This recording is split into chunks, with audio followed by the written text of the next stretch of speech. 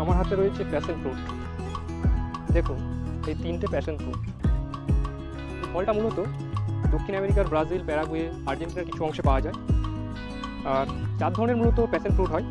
একটা হয় ইয়েলো, আমার হাতে রয়েছে ইয়েলো, পার্পেলও হয়, আর সুইট হয়, আর একটা জায়েন্ট প্যাশন ফ্রুট হয়। এখানে অনেকগুলো রসনা ফল আছে, প্যাশন ফ্রুট বা আবেগ ফল বলে এটাকে।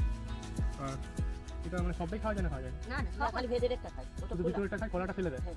আর শরবত হয় এটা। হুম, হুম। আর এখানেও দেখা যাচ্ছে দক্ষিণ চব্বিশ পরগনায় আমি আছি, দক্ষিণ চব্বিশ পরগনার ফলতায় আছি, ফলতাতেও এই ফলটা পাওয়া যাচ্ছে। এটা কেমন কেটে দেখা যাক। লোকাল লোকেরা এই ফলটিকে রসনা বলে, আসলে এটি প্যাশন ফ্রুট। ফলটা কেটেছি, ফলের ভিতরটা হলুদ আর বীজগুলো কালো কালো। ফলের স্বাদটা, ফলটা কদবেল যেমন হয় টক টক, আর গন্ধটা ঠিক রসনার মতোই।